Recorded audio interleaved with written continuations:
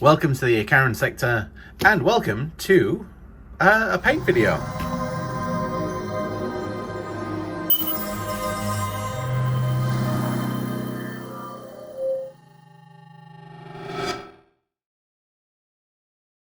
Well, very brief introduction. Long and the short of it is, Games Workshop have opened up a Warhammer cafe store in Akihabara in Tokyo, which is like one of the flagship stores to go along like Warhammer World and things like that. So they've got a lot of stuff there. It's a beautiful store. One of the things they have there is a range of Forgeworld stuff. So I went shopping. So I'm going to paint my very first Forgeworld model for the channel. I didn't go completely mad and get a Warlord Titan, but what I did get is an Eldar Wraithseer. I was looking on the shelves and looking around, and this one caught my eye, and I've still got some ongoing ideas for blocking up the Eldar. This fit into the heavy support slot, and it has a big weapon, and it has an invul save, and it's a psyker. So yeah, I think that works out pretty well. So obviously working with resin is a little bit different than working with plastic, although this kit is a bit of a hybrid kit, probably why it's not as expensive as some of the others. So you get the Wraith Lord kit that comes with it. I already have one of those built from the Start Collecting on Combat Patrol box, and then it comes with the extra resin materials. And this one is a strange kit because there aren't actually instructions for it. So we've got the base for it. It comes with a big glaive, which as you can see is slightly bent, but you can tweak that out of it.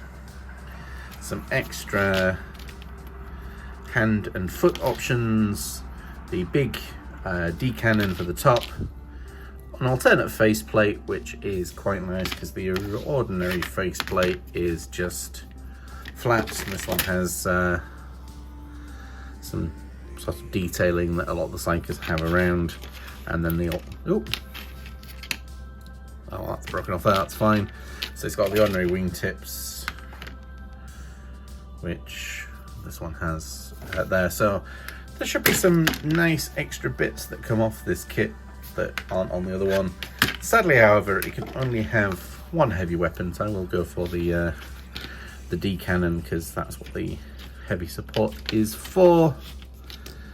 And I think that's extra adornment for the arm that takes this weapon out of the arm on the other side. So the first thing that we need to do is put these bits out of the way so I don't lose them, is rinse down the resin with warm soapy water to get the mold release off this, so it helps the glue adhere and it helps the spray adhere. Oops, something's just come off there. Right, I need to go look for that little bit that's come off there. Is it in the bag? No, okay. Alright, well, like I said, first thing to do is wash the resin and then worry about if that little piece that's gone missing is important or not. Alright, so I'll come back in. So I've clipped off some bits and I've got some warm soapy water, and they'll just need to, and that bit has gone into the ether, so I just have to, I trimmed off that to help it fit in there. And then yeah, these bits obviously don't need the mold release washed off them because they're not going to get used, so these guys will just soak for a little bit, and then I'll try and scrub them off, and then we'll try and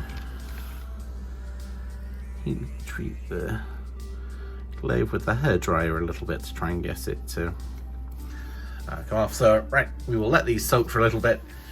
So I've cleaned up the bigger pieces, straightened this one with the hairdryer. The resin goes very soft very quickly, so I'm going to be very, very careful when I paint this if I want to dry the paint a bit quicker, because if that ain't going to happen, well, it will. It'll just warp everything. So it's all been scrubbed off. Hopefully I've got all the mold release, and I've tidied up all of the extra bits. I've left these bits on their respective resin sprues for now.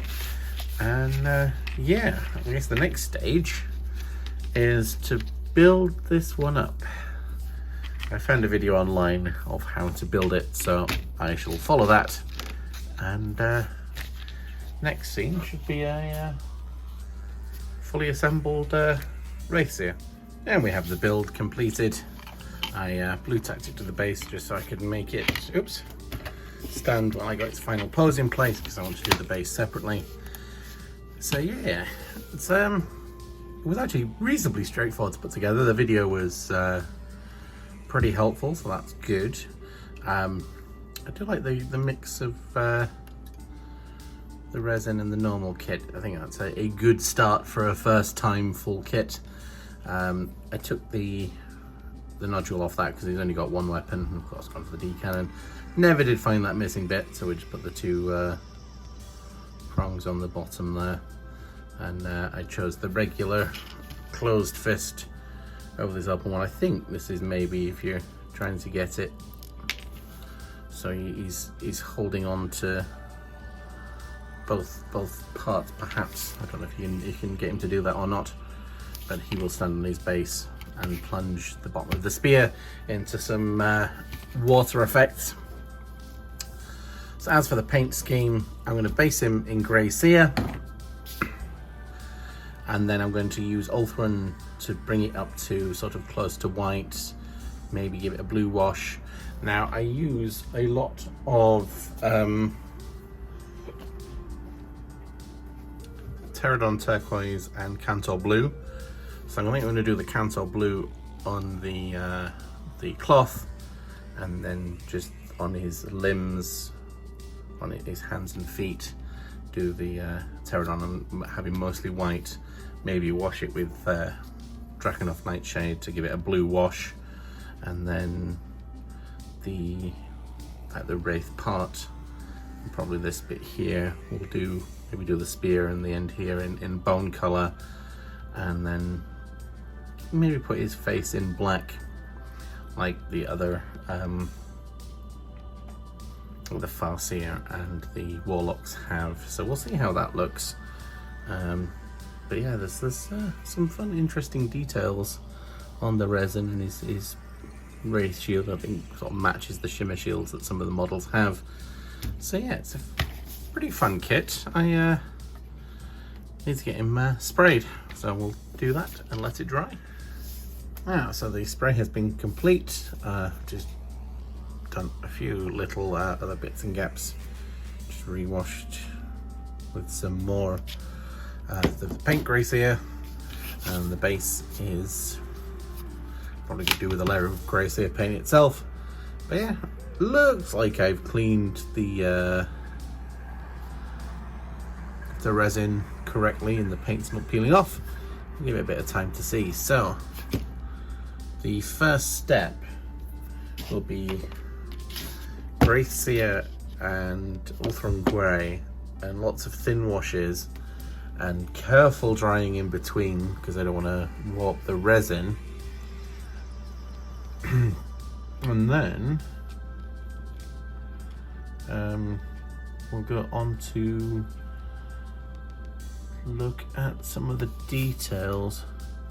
I'm wondering if these spines at the back might want to actually be bone coloured, now that I think about it. I'm thinking maybe this bit will be a bone colour as well now. Maybe the shoulder pads will get Pterodon turquoise or maybe Cantor blue. So yeah, the hands, the feet, the shoulder pads, and then yeah, the cloth and Cantor, everything else nice and white, or approaching white. Alright, so that needs to dry. then we need to build up some of the layering. So we've got a few of their base colours down. So did the hands and the feet, and then the cloth, and then shanty bone. Yes, so shanty bone. 2 sort of thin layers of that. I'm going to start layering up first with mixing in wraith bone, and then a little bit of screaming skull just for the highest region, the edges, and the edges around here. I think that's the plan.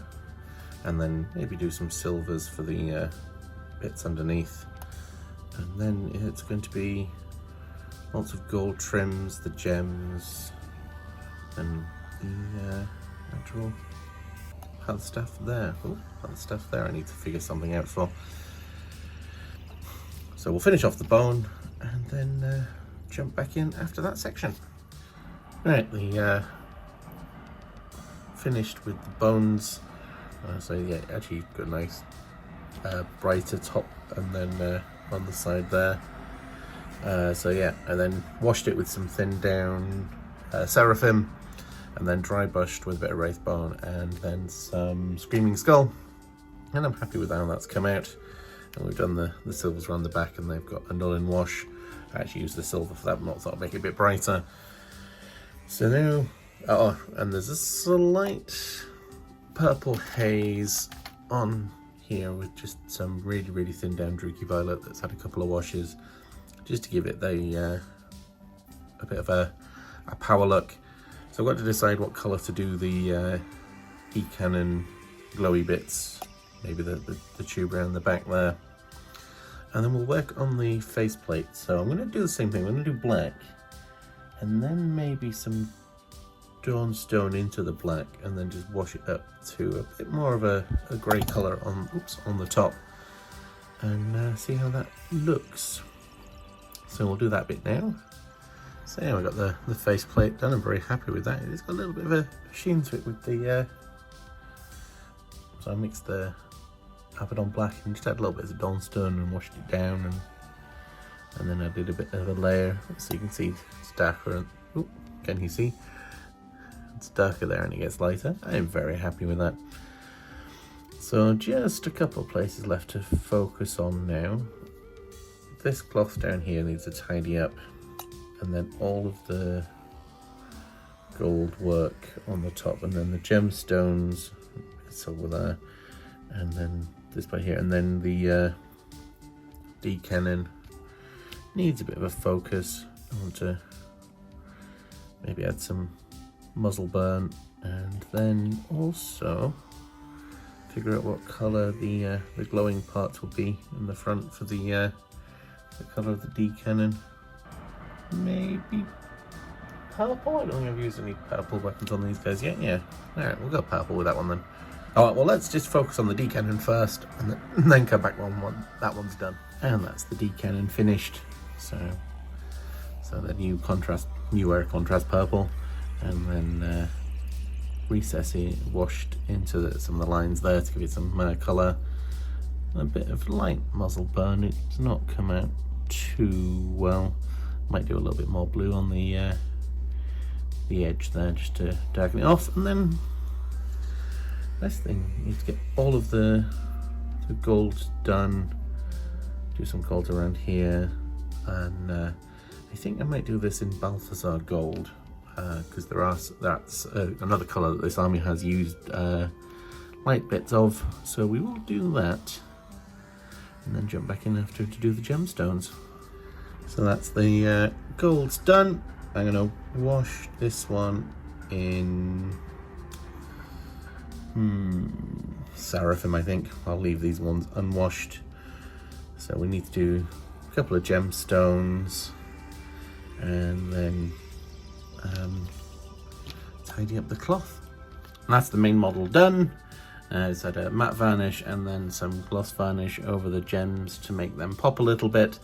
And then I used some lighter blues to just do some little markings. It's kind of subtle, but it kind of works. It makes that just a little bit more interesting, even from a bit of a distance. And his arms kind of waddle a little bit, but they will get set in UV resin shortly, so that won't make a difference. So he can be put aside. We need to work on the base. So first thing I need to do is get the turquoise base across the base, and then we need to get some stones and some pebbles and things and dress it up, and then we'll come back and set him in the resin. The base has some smaller stones and then some larger stones. Originally I had just like 2 pieces of stones, and I was like, nah, needs more. So it's just PVA glue to the base, and then it's just figuring out the best place to sit him. Probably somewhere around that. Let's see. Oh, can we get that to show up better? Yeah. Somewhere around there. That makes him fairly central on the board. And then we can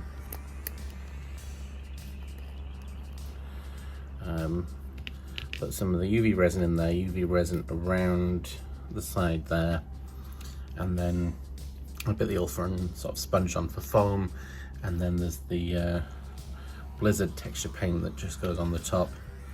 And I think we'll try and maybe set, probably needs a bit of a straighten out again. Set that part there, a bit of his stuff in a bit of resin, and try and push it out as if it's submerged. And then obviously just the last little bit is paint the black rim on there, but some of the resin will leak down, so we just use the black paint to cover that up. I'll glue him down, get all the resin ready and the UV light to set it, and we shall do that bit on camera. Alright, so he's glued down onto the base. Although that didn't stick, it will stick down shortly when we get the resin onto it. So the resin wants to go into space in here, in there, and then around the edge, sort of clipping there. So there'll be a few points where the resin will actually can fix him down to the base properly. So we've got a little bit UV resin left. We have the UV light to set it. So you put the UV resin down and then put that down. And then if I need to move it around, we can obviously move it around with the hairdryer, which will probably blow out the thing there. And if we do need to just move it gently, I've got a bit there. So let's start right at the very center. So we just need bits in, and it flows reasonably well.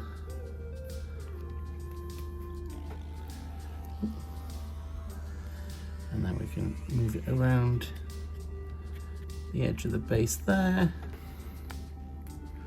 Put the resin into, make it sort of a shoreline type approach.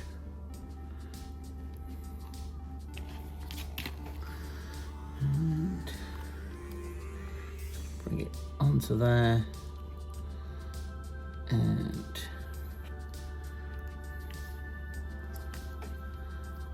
so we need to bring a bit into there to fix that in.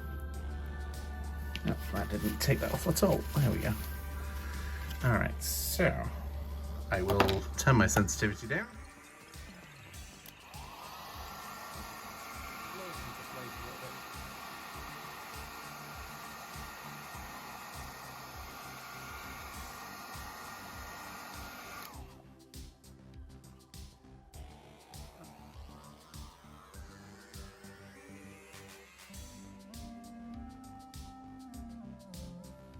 That is fixed in place, so we will just do that. It'll take a few attempts to set it. The first time we'll sort of fix it in place, and then we'll give it another blast of the resin, or the blast of the UV to really set the resin, because we sort of really need it fixed in place. Alright, that's already sort of locked that in, that's good. Alright, I'll give that a few, about 5 or 10 minutes of that, and then come back in and we can add the white details to the waves. So the base has been sealed off with the UV light, and It's now attached quite nicely. So time to get some sponge, some Ulthram Grey, and sponge in just some light places around for the sea foam. And, while I've got you on the subject of sponge, you haven't come across an account on Instagram called Redtooth, REDTOOF. Go look it up. Sponging is his thing, and he's very good at it. And he's also a commission painter, and painted up some of my nids and some Trajan Valoras for me. So if you want some commissioned and you're UK based or don't mind shipping internationally, he is somebody to look out for. And yet just a bit of sea foam, sort of brushing up against the rocks, and then more on the sponge, and get into the inside there,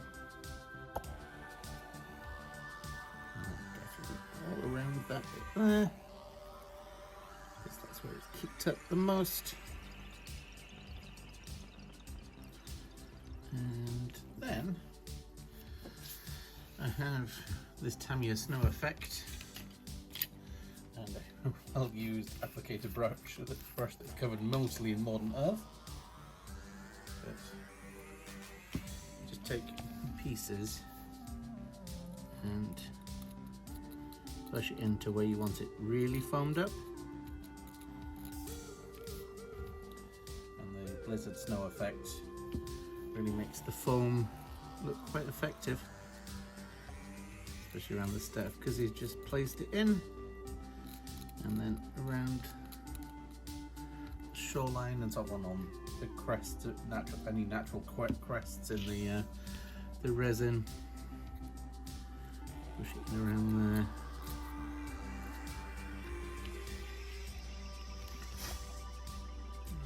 Back.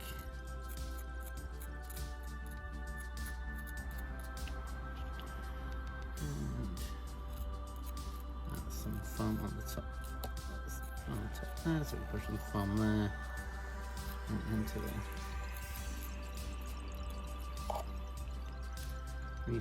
recesses there. A little bit more in under his body.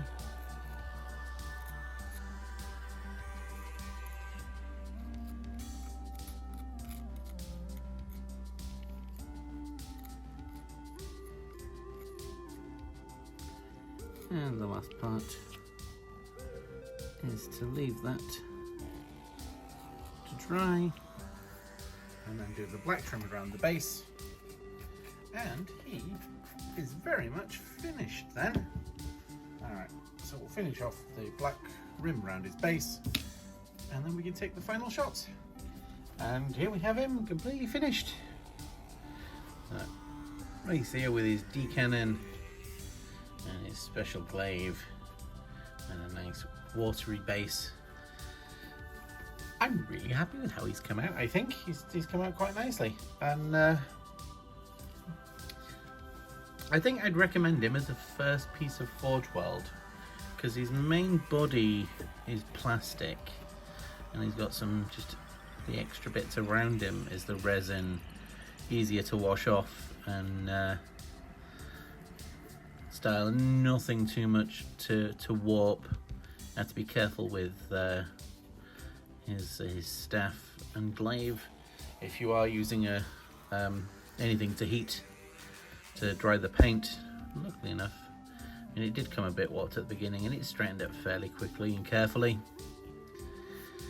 So please do leave comments. What Forgeworld models do you recommend? I'm tempted by the Lynx. Is it the Lynx for these guys? A big tank with a big gun of doom. I would like one of the Questor's Knights as well. Obviously, the aim one day is a Warlord Titan, but that is a long way from fruition, methinks.